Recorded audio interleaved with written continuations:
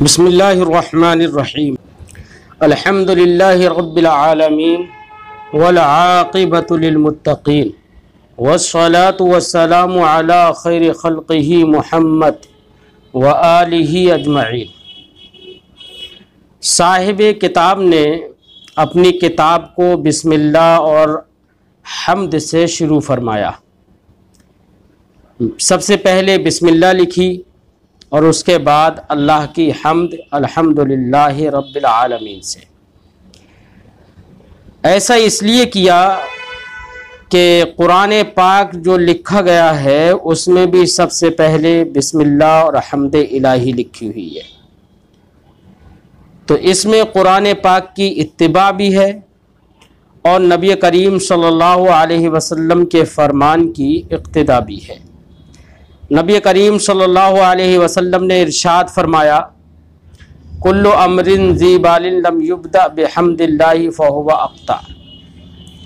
किसी रिवायत में है फहुवा अजज़म, किसी रिवायत में फहुवा अब्तर। ऐसी ही बसमला के ताल्लुक़ से है, कुल्लु अमरिन ज़ी बालिन लम युब्दा बिस्मिल्लाहि फहुवा अक़्ता। यानी हर अज़ीमुश्शान काम जो अल्लाह के नाम से और अल्लाह की हम्द से शुरू ना किया जाए तो वो बेबरकत रहता है और नाक़िस रहता है। तो नबी करीम सल्लल्लाहु अलैहि वसल्लम के फरमान पर अमल करते हुए मुसन्निफ़ ने बसमला और हम्द इलाही का हम्द इलाही से आगाज़ किया। मुसन्निफ़ अलैहि रहमत व रिज़वान का चूँकि ये काम एक अज़ीम काम है, इसलिए इक्तिदा कुरान पाक की और इत्तिबा नबी करीम सल्लल्लाहु अलैहि वसल्लम के फरमान की। मुसन्निफ़ फरमाते हैं, अल्हम्दुलिल्लाहि रब्बिल आलमीन, तमाम तारीफ़ें अल्लाह के लिए जो सारे जहान का पालनहार है, पालने वाला है। तमाम तारीफ़ें, तो अलिफ लाम इसमें जिन्स के लिए है या इस्तिग़राक़ के लिए है, और अलिफ लाम अहद ख़ारजी के लिए भी हो सकता है, यानी हम्द महबूब और हम्द मर्दी मुराद होती है, जैसे कि हदीस पाक में इसकी तरफ इशारा है। अल्लाह, ये अल्लाह रब्बुल इज़्ज़त खालिक़ कायनात का अलम है। इसमें शिरकत गैर का कोई एहतिमाल और तसव्वुर नहीं है, यानी ये जुज़ई है। रब्बिल आलमीन ये अल्लाह की सिफ़त है, सारे जहान का पालने वाला, और मौसूफ़ और सिफ़त दोनों का एराब एक होता है। तो इस इबारत में लफ्ज़ अल्लाह ये मौसूफ़ है जो कि लाम जार्रा की वजह से मजरूर है, इसलिए उसकी सिफ़त रब्बिल आलमीन, रब पर कसरा आया यानी जर आया। वल आक़िबतु लिल मुत्तक़ीन, और अंजाम मुत्तक़ीन के लिए है। लफ्ज़ आक़बा जब बोलते हैं तो उसका माना होता तो अंजाम है, लेकिन मुत्तक़ीन और गैर मुत्तक़ीन दोनों का ही कोई ना कोई अंजाम हो। जब दोनों का कोई ना कोई अंजाम होता है, मुत्तक़ीन के लिए अच्छा अंजाम होता है और गैर मुत्तक़ीन के लिए बुरा भी अंजाम हो सकता है। तो यहाँ पर वल आक़िबतु लिल मुत्तक़ीन कहा तो इससे मुराद, आक़िबा से मुराद अब अच्छा अंजाम होगा, यानी अच्छा अंजाम मुत्तक़ीन के लिए है। वस्सलातु वस्सलामु अला खैरि खल्क़िही मुहम्मद, और दुरूद व सलाम नाजिल हों, अल्लाह की रहमतें नाजिल हों अला खैरि खल्क़िही। खल्क़ बेमाना मखलूक, मज़दर है, इसमें मफ़ऊल के माना में। अल्लाह की मखलूक में सबसे बेहतर पर, अब वो सबसे बेहतर कौन है, उसी से बदल वाक़े है मुहम्मद, यानी मोहम्मद सल्लल्लाहु अलैहि वसल्लम पर। व आलिही अजमईन, और आप सल्लल्लाहु अलैहि वसल्लम की आल पर दुरूद व सलाम नाजिल हों।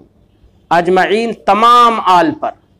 वैसे आल से मुराद घर वाले भी होते हैं, और आल से मुराद हर मोमिन तक़ी भी है।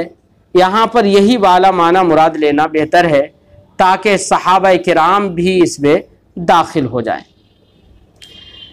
अम्मा बाद, यानी हम्द व सलात के बाद, तो चूँकि हम्दो सलात के बाद अब आगे की गुफ्तगू यानी किताब के बारे में ज़िक्र करेंगे। तो अम्मा बादो में दाल जो है ये ज़म पर मबनी है, चूँकि इसका मुज़ाफ़ इलैह महज़ूफ़ मनवी है। असल इबारत होगी अम्मा बाद हम्दिल्लाहि व सल्लाति अला नबी सल्लल्लाहु अलैहि वसल्लम, अल्लाह की हम्द और नबी सल्लल्लाहु अलैहि वसल्लम पर दुरूद व सलाम के बाद, ये माना होगा। बिदा तुम जान लो, शुरू ही में आगाह कर रहे हैं कि जो बात है उसको ध्यान से सुनो, ध्यान से देखो, ध्यान से समझो। चूंकि बच्चे होते हैं, ये किताब इब्तिदाई बच्चों के लिए, उन्हें मालूम है साहिब किताब को कि इब्तिदाई बच्चे इसको पढ़ेंगे, इसलिए सबसे पहले उनके लिए दुआ करते हैं, क्योंकि बच्चे आमतौर से खेलों में ध्यान ज़्यादा लगाते हैं, इसलिए उनके लिए दुआ करते हैं, फरमाते हैं ए बच्चों तुम जान लो, अरशदकल्लाहु ताला, अल्लाह तुम्हारी रहनुमाई फरमाए, इल्म के तरफ दिल लगाने के रास्ते हमवार करे। ये दुआ फरमा दी पहले ही। अब दुआ के बाद साहिब किताब जो बता रहे हैं वो ये बता रहे हैं, बल्कि ये कहो इल्म नहव की तारीफ़ की तरफ इशारा फरमाते हैं। इल्म नहव की तारीफ़ हमने इससे पहले सबक में बताई थी कि इल्म नहव वो इल्म है या वो ऐसे कवायद और उसूल का जानने का नाम इल्म नहव है जिन कवायद और उसूल के ज़रिए से कलिमे की आखिरी अहवाल, यानी उस कलिमे के आखिर में ज़बर आएगा, ज़ेर आएगा, पेश आएगा, वो मुअरब होगा या मबनी होगा, कलिमे की आखिरी अहवाल एराब व बिना के एतबार से मालूम हो, और ये भी मालूम हो कि बाज़ कलिमात को बाज़ के साथ मुरक्कब कैसे किया जाता है। तो ये इल्म नहव की तारीफ़ थी। तो मुसन्निफ़ अलैहि रहमत व रिज़वान आगे की इबारत में उस तारीफ़ की तरफ इशारा भी करते हैं और फरमाते हैं कि देखिए प्यारे बच्चों, जब तुम कुछ लुगत के मुफरदात को याद कर लोगे और सेगे बनाना भी तुम सीख लोगे, इल्म तसरीफ़ यानी इल्म सर्फ आप अगर पढ़ लोगे तो पढ़ लेने के बाद तुम्हें सेगे बनाना आ जाएंगे, कौन सा सेगा कैसे बनता है वो सब समझ में आ जाएगा। तो जब लुगात के मुफरदात तुम्हें याद हो जाएं और इल्म सर्फ से सेगे वगैरह बनाने आ जाएं, तो फिर क्या होता है, अब कलमे को उन कलिमात को मुरक्कब करने की ज़रूरत होती है। तो मुरक्कब कैसे किया जाएगा? तो इल्म नहव की ये किताब में जो मसाइल हम बताएंगे, इन मसाइल के ज़रिए से उन कलिमात को मुरक्कब करना बआसानी आपको समझ में आ जाएगा। साथ ही साथ इस किताब के ज़रिए से, इसके कवायद के ज़रिए से आपको ये भी मालूम हो जाएगा कि किस कलमे के आखिर में एराब आएगा, किसके आखिर में एराब नहीं आएगा, किस एराब पर वो मुअरब होगा और कौन सा कलिमा मबनी होगा। तो एराब व बिना के एतबार से भी कलिमात की अहवाल आपको बआसानी हासिल हो जाएंगे। तो मुसन्निफ़ ने यहाँ पर यह बताया कि पहले आपको लुगत के मुफरदात याद होना चाहिए और इल्म सर्फ के ज़रिए से सेगे बनाने का तरीक़ा मालूम होना चाहिए। जब आपको ये मालूम होगा तो इंशाअल्लाह ताला आप अरबी कलाम में गलती करने से बच जाएंगे, एराब व बिना के एतबार से आपको खता करने से बच जाएंगे और बाज़ कलिमात को बाज़ के साथ कैसे मुरक्कब किया जाए उसकी कैफियत भी बआसानी आपको हासिल हो जाएगी। इसी को साहिब किताब फरमाते हैं, अरशदकल्लाहु ताला, अल्लाह तुम्हारी रहनुमाई फरमाए, तुम्हें रास्ता दिखाए कि ई मुख्तसरिस्त, ये जो हमारी किताब है ये मुख्तसर है, यानी मुख्तसर कम अल्फाज है इसमें लेकिन मानी बहुत हैं। ये मुख्तसर किताब है लेकिन फरमाते हैं मजबूत दर इल्म नहव, मुख्तसर किताब है लेकिन इल्म नहव में ये मजबूत है, बहुत पुख्ता है कि मुब्तदी बाद अज हिफ्ज़ मुफरदात लुगत व मारफत इश्तिक़ाक़ व ज़ब्त मुहिम्मात तसरीफ़ बआसानी व कैफियत तरकीब अरबी राह नुमायद व वजूदी दर मारफत एराब व बिना व सेवाद ख़ानदन तवानाई दहद बेतौफ़ीक़िल्लाहि ताला व औली, कि ये मुख्तसर रिसाला है, मुख्तसर किताब है जो इल्म नहव में मजबूत है कि मुब्तदी को यानी तालिब इल्म को मुफरदात लुगत को याद करने के बाद और इश्तिक़ाक़ की मार्फत कि इश्तिकाक के मुश्तक कैसे होता है, कौन सा सेगा किससे कैसे बनता है। इश्तिकाक की मार्फत के बाद और इल्म सर्फ के अहम ज़ाब्ते और उसूल को याद कर लेने के बाद ये किताब जो है बआसानी अरबी की तरकीब की कैफियत की तरफ राह दिखा देती है। बआसानी बकैफियत तरकीब अरबी राह नुमायत तरकीब अरबी यानी कलिमात को कैसे मुरक्कब किया जाए इसकी तरफ राह दिखा देती है ये किताब। व बजूदी दर मार्फत एराब व बिना और एराब व बिना के पहचानने में जल्दी से वसिवाद ख़ानदन और पढ़ने की कुदरत और मलका हासिल करने में तवानाई देहत ताकत देती है, कुदरत देती है।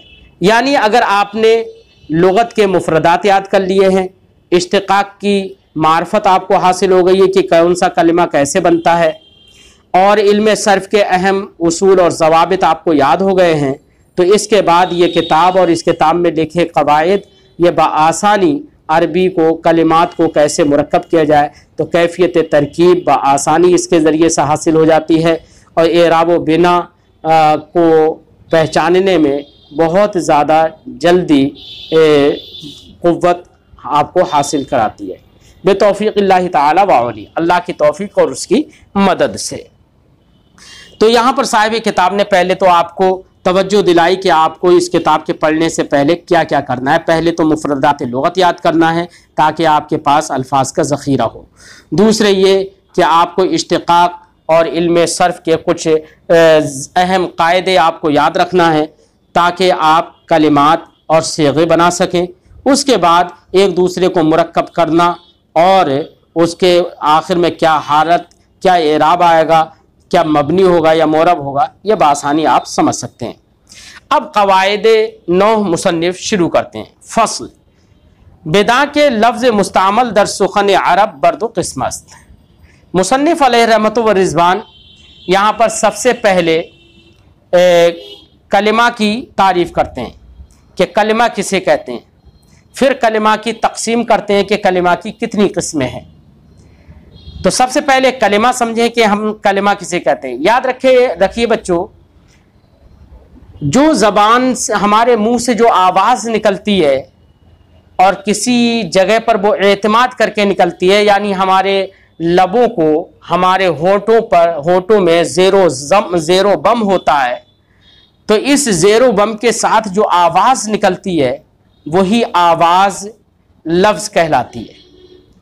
अब लफ्ज़ दो किस्मों पर होता है। एक लफ्ज़ वो होता है कि जिसका माना होता है, और एक लफ्ज़ वो होता है जिसका माना नहीं होता है। जैसे हमने कहा ज़राबा, उसने मारा, माना है इसका। रजुलुन, आदमी, इसका भी एक माना है। लेकिन इसके बरखिलाफ़ हमने कहा जसक, ये इसका कोई माना नहीं है। तो इंसान के मुंह से जो आवाज़ निकलती है ज़ेरो बम के साथ, तो उस आवाज़ का नाम लफ्ज़ है। फिर लफ्ज़ की दो किस्में हैं, एक वो लफ्ज़ जो कि मुस्तामल होता है और बामाना होता है, और एक वो लफ्ज़ जो मुस्तामल होता है और बेमाना होता है। तो जो मुस्तामल होता है और बामाना होता है उसको लफ्ज़ मौजू कहते हैं, और जो बेमाना होता है उसको लफ्ज़ मुहमल कहते हैं। जैसे हम उर्दू में भी बोलते हैं आनी पानी, तो पानी के साथ में लफ्ज़ आनी जो हम लगा देते हैं, ये लफ्ज़ आनी जो है बेमाना है और पानी बामाना है। ऐसे ही बहुत सारे अल्फाज हम इस तरीक़े से बोलते रहते हैं, रोटी वोटी, रोटी ओटी, आनी पानी, खाना वाना, है ना। इस तरीक़े से अल्फाज हम बहुत सारे बोलते रहते हैं जिनमें एक मुस्तामल लफ्ज़ मौजू होता है और दूसरा लफ्ज़ मुहमल होता है। तो मुसन्निफ़ अलैहि रहमत व रिज़वान फरमाते हैं कि जो लफ्ज़ मौजू होता है ना, जिसका कोई माना होता है, एक लफ्ज़ होता है और उसका एक माना होता है, उसको मुफरद कहते हैं। और कहीं पर ऐसा हो कि दो लफ्ज़ या दो से ज़्यादा लफ्ज़ हों और उनके अलग अलग मानी भी हों, तो उसको मुरक्कब कहा जाता है। तो एक लफ्ज़ हो और एक ही माना हो तो उसको मुफरद कहते हैं, और अगर एक लफ्ज़ से ज़्यादा लफ्ज़ हों और उनके चंद मानी हो तो उनको मुरक्कब कहा जाता है। तो लफ्ज़ मुस्तामल की या लफ्ज़ मौजू की दो किस्में हुई, एक मुफरद और एक मुरक्कब। अगर एक ही माना है तो उसे मुफरद, और अगर एक से ज़्यादा लफ्ज़ हैं और ज़्यादा मानी है तो उनको मुरक्कब कहते हैं। साहिब किताब फरमाते हैं फसल बिदा के तुम जान लो लफ्ज़ मुस्तामल द सुखन अरब बर्दो किस्मत ज़बान अरब में इस्तेमाल होने वाले लफ्ज़ दो किस्मों पर है, मुफरद व मुरक्कब। एक मुफरद और एक मुरक्कब। मुफरद लफ्ज़ बाशत तनहा के दलालत कुनत बर यक माना। मुफरद एक लफ्ज़ होता है, एक लफ्ज़, एक की कैद लगा रहे, एक लफ्ज़ होता है जो कि तनहा एक माना पर दलालत करता है, उसे मुफरद कहते हैं। और मिसाल हमने दे दी जैसे कि रजुल, एक लफ्ज़ हो और एक ही माना पर दलालत करे तभी मुफरद है। वह आरा कलमा गोयंद, और इसी को कलमा कहते हैं जो कि एक लफ्ज़ हो और एक माना पर दलालत करे, यानी लफ्ज़ मौजू को कलमा कहते हैं। वह कलमा बरसे किस्मत, फिर इसको कलमा कहते हैं। फिर कलमा की तीन किस्में हैं। तीन किस्में कौन सी हैं? कलमा या तो इस्म होगा या फेल होगा या हर्फ होगा। इसमें होगा यानी कोई ऐसा लफ्ज़ हो एक जिसका एक माना हो और ऐसा माना हो कि वो लफ्ज़ बोलते ही उसका माना समझ में आ जाए, किसी दूसरे लफ्ज़ को मिलाने की ज़रूरत पेश ना आए, है ना। तो वो अगर ऐसा कोई है तो उसकी दो सूरतें हैं। अगर लफ्ज़ है और उसका माना समझ में आ जाता है दूसरे को मिलाए बगैर, तो उसकी दो सूरतें हैं। या तो उस माना से कोई ज़माना समझ में आएगा, माजी मुस्तकबिल हाल, कोई भी ज़माना समझ में आएगा, या ज़माना समझ में नहीं आएगा। अगर ज़माना समझ में नहीं आए यानी ऐसा लफ्ज़ है जिसका एक माना है, बगैर किसी को मिलाए वो माना समझ में आ जाता है और उससे कोई ज़माना समझ में नहीं आता है, तो उसी का नाम इस्म है। और अगर ज़माना समझ में आए तो उसी का नाम फेल है। और अगर लफ्ज़ है जिसका कोई माना तो है लेकिन दूसरे को मिलाए बगैर उसका माना समझ ही में नहीं आता है, तो उसी का नाम हर्फ है। तो इस्म फेल हर्फ ये तीन किस्में हैं कलिमा की। फरमाते व कलिमा बरसे किस्मत, कलिमा तीन किस्मों पर है। इस्म चूँ रजुल, जैसे कि इस्म है और उसकी मिसाल रजुल है। जैसे तो इसमें देखो रजुल है, रजुल एक लफ्ज़ है और उसका एक माना है यानी आदमी। और ये आदमी जो माना है इसका दूसरे लफ्ज़ को मिलाए बगैर इसका माना समझ में आ जाता है। हमने रजुलन बोला, आपने समझ लिया कि इसका माना आदमी है, कोई दूसरा लफ्ज़ मिलाने की ज़रूरत पेश नहीं आती है। और इससे कोई ज़माना भी समझ में नहीं आ रहा, आदमी तो समझ में आ रहा है इसका माना, लेकिन इससे कोई ज़माना समझ में नहीं आ रहा है माना के साथ साथ। लेकिन इसके बरखिलाफ हमने कहा ज़रबा, तो ज़रबा वाहिद मुज़क्कर गायब का सेगा है, तो इसका माना हुआ उसने मारा। तो माजी मुतलक वाहिद मुज़क्कर गायब का सेगा है, तो माना हुआ उसने मारा। तो अब यहाँ पर ज़रबा का एक माना मारना जो है, उसने मारा, ये माना भी समझ में आया। और उसने मारा तो इससे ये भी समझ में आया कि गुजरे हुए ज़माने में मारा है, अभी नहीं मारा है, ना आने वाले ज़माने में, बल्कि गुजरा हुआ ज़माना इससे समझ में आ रहा है। तो माना पर तो दलालत कर रहा है बगैर किसी कलिमों को मिलाए, तो मगर इसमें ज़माना भी समझ में आ रहा है, इसलिए इसका नाम फेल है। और अगर दूसरे कलिमों को मिलाए बगैर माना ही अपना ना बता सके, उस वक्त तक उसका माना सही से समझ में ना आए जब तक कि दूसरा कोई लफ्ज़ मिला ना दिया जाए, तो उसी का नाम है हर्फ। इसी को साहिब किताब फरमाते हैं कि कलमा बरस है किस्मत, कलमा तीन किस्म पर है। इस्म चूँ रजुल, एक तो किस्म है इस्म जैसे कि उसकी मिसाल रजुल, व फेल, और दूसरी किस्म है फेल जैसे कि उसकी मिसाल ज़रबा, और हर्फ, और तीसरी किस्म है हर्फ जैसे कि उसकी मिसाल हल। हल अगर हम कहें हल क्या, तो आपको कोई मकसद समझ में नहीं आएगा जब तक कि हम हल के साथ कोई दूसरा कलमा ना मिलाएं। मसलन हमने कहा हल ज़रबा ज़ैदुन, क्या ज़ैद ने मारा, तो अब आपको बात समझ में आएगी। लेकिन आप सिर्फ हल कहते रहें, सिर्फ मिन कहते रहें, तो आपको कुछ समझ में नहीं आएगा। अला कहते रहें पर, क्या पर, मुखातब को कुछ समझ में नहीं आएगा। इसलिए वो अपने माना बताने में, माना मुस्तकिल बताने में मुस्तकिल नहीं है, अपने माना बताने में मुस्तकिल नहीं है, बल्कि उसका माना सही से तब समझ में आता है जब किसी दूसरे लफ्ज़ को उसके साथ मिला दिया जाता है। लिहाजा फरमाते हैं हर्फ ये तीसरी किस्म कलिमा की, जैसे कि हल, चुना के दर तसरीफ मालूम शुदास्त, जैसे कि ये तीनों किस्में आपको इल्म सर्फ में मालूम हो गई हैं। ये मालूम हो गई हैं इसलिए कहते हैं क्योंकि इन्होंने पहले भी कहा था कि ये किताब पढ़ने से पहले आप इल्म सर्फ के ज़रूरी मसाइल याद कर लें और लुगत के मुफरदात याद कर लें, ताकि आपको आसानी से कलमों को मुरक्कब करना और एराब व बिना कलमों के आखिर में क्या एराब होगा, कैसा एराब होगा, ये सब तभी आसानी समझ में आएगा। तो चूंकि मुसन्निफ के जहन में यही है कि हमारी ये किताब बच्चे तभी पढ़ेंगे जबकि पहले इल्म सर्फ हासिल कर चुके हों, इसीलिए मुसन्निफ ने कहा हल चुना चूँ हल, जैसे कि हल चुना के दर तसरीफ मालूम शुदा, जैसे कि इल्म सर्फ में मालूम हो गया है। व इम्मा मुरक्कब यानी कलाम अरब में इस्तेमाल होने वाला लफ्ज़ दो किस्म पर था, एक मुफरद और एक मुरक्कब। तो मुफरद की तारीफ मुसन्निफ ने कर दी और उसके अक़साम बयान कर दिए। अब मुरक्कब को जिक्र कर रहे हैं, मुरक्कब किसे कहते हैं। तो फरमाते अम्मा मुरक्कब, रहा मुरक्कब लफ्ज़ बाशद के अज दो कलमा या बेशतर हासिल शुदा बाशद। मुरक्कब वो लफ्ज़ होता है जो दो कलमे या दो से ज़्यादा से जोड़कर हासिल हो। यानी अगर दो कलमों को आपस में एक दूसरे की इस्नाद कर दी जाए या दो से ज़्यादा कलमों की एक दूसरे की तरफ इस्नाद कर दी जाए तो जो लफ्ज़ हमें हासिल होगा उसी को मुरक्कब कहेंगे। मिसाल के तौर पर जैदुन है, इसम है, एक कलमा है, ज़राबा एक कलमा है। अब हमने दोनों को जोड़ दिया और इस्नाद कर दिया और कहा ज़राबा जैदुन। तो जब ज़राबा जैदुन कहा तो ज़राबा की इस्नाद जैद की तरफ इस तौर से कर दी कि जैद को उसका फ़ाइल बना दिया, तो माना हुआ जैद ने मारा। तो अब यहाँ पर दो कलमों से मिलकर इस्नाद के साथ यहाँ पर कलाम हो गया, इसी को मुरक्कब कहते हैं। दो कलमे या दो से ज़्यादा से जो कलाम हासिल, जो लफ्ज़ हासिल हो वो मुरक्कब होता है। तो अब हम ज़राबा जैदुन को मुरक्कब कहेंगे।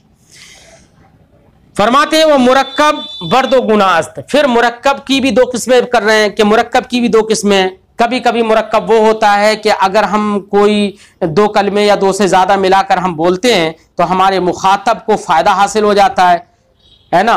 और कभी कभी हम ऐसे भी दो कलमे या दो से ज़्यादा बोल देते हैं कि सामने वाले को, हमारे मुखातब को उससे कोई फ़ायदा हासिल नहीं होता है। तो दो तरह के कलमे, दो तरह के मुरक्कब होते हैं। एक मुरक्कब मुफीद के जिसके ज़रिए से हमारे सामे को फ़ायदा हासिल होता है, और एक मुरक्कब गैर मुफीद जिससे हमारे मुखातब को, सामने वाले को कोई फ़ायदा हासिल नहीं हो पाता। तो अब मुरक्कब की दो किस्में हो गई, मुरक्कब मुफीद और मुरक्कब गैर मुफीद। इसी को साहिब किताब फरमाते हैं वह मुरक्कब बर्दो गुना अस्त। मुरक्कब दो किस्मों पर है, मुफीद व गैर मुफीद, एक मुफीद और एक गैर मुफीद। मुफीद किसे कहते हैं? मुफीद आस्त के चूँ कायल बरआ सुकूत कुनद सामेरा खबरे या तलबे मालूम शवद। मुरक्कब मुफीद उस मुरक्कब को कहते हैं कि जब उसका बोलने वाला बोलकर खामोश हो जाए तो सुनने वाले को कोई खबर या कोई तलब हासिल हो जाए, मालूम हो जाए। यानी उसे मालूम हो जाए कि यहाँ पर कोई खबर दी जा रही है, या मालूम हो जाए कि यहाँ पर किसी काम को तलब किया जा रहा है। मिसाल दूं मैं आपको, खबर मालूम हो जाए, जैसे हमने कहा ज़राबा ज़ैदुन, ज़ैद ने मारा।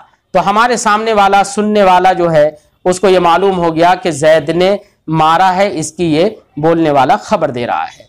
और हमने कहा इज़्रिब, तू मार, तो सामने वाले को ये मालूम होगा कि ये बोलने वाला शख्स जो है मुझसे पिटाई को तलब कर रहा है, कि मारने को कह रहा है। तो यहाँ पर तलब समझ में आ गई कि ये मुतालबा ज़र्ब कर रहा है, पिटाई का मुतालबा कर रहा है। तो कहने वाला कहकर खामोश हो जाए, सुनने वाले को कोई तलब या कोई खबर मालूम हो, तो इसको मुरक्कब मुफीद कहते हैं। फरमाते हैं आरा जुमला गोयंद। मुरक्कब मुफीद ही को जुमला कहते हैं, व कलाम नेज और कलाम भी कहते हैं। तो मुरक्कब मुफीद के तीन नाम हुए, एक मुरक्कब मुफीद और एक जुमला और एक कलाम। बस जुमला बर दो किस्मत, खबरिया व इंशाइया। हमने बताया था ना कि मुरक्कब मुफीद की तारीफ में ये था कि कहने वाला कहकर खामोश हो जाए तो सुनने वाले को कोई खबर मालूम हो जाए। अगर कोई खबर मालूम हो रही है तो ऐसे मुरक्कब मुफीद को जुमला खबरिया कहेंगे, और अगर उससे कोई तलब मालूम हो रही है तो ऐसे मुरक्कब मुफीद को जुमला इंशाइया कहेंगे। अगर तलब मालूम हो तो इंशाइया, खबर मालूम हो तो उसे खबरिया कहेंगे। इसीलिए जुमले की दो किस्में करते हैं। फरमाते हैं पस जुमला बर दो किस्मत, लिहाजा जुमला दो किस्म पर है, एक खबरिया व इंशाइया, खबरिया और इंशाइया। अब आगे साहिब किताब खबरिया और इंशाइया पर गुफ्तगू करेंगे अगली फसल में। आज हम अपनी गुफ्तगू यहीं पर ख़त्म करते हैं। आखिर में आपसे एक दरख्वास्त यह है कि आप हमारे चैनल को सब्सक्राइब करें, अपने दोस्तों को शेयर भी करें और साथ ही साथ हमारे दूसरे चैनल यानी दरसे ज़िंदगी और दुआ दवा जो दूसरे चैनल हैं जिनका हम लिंक डिस्क्रिप्शन देंगे उनको भी शेयर करें और उनको भी सब्सक्राइब करें।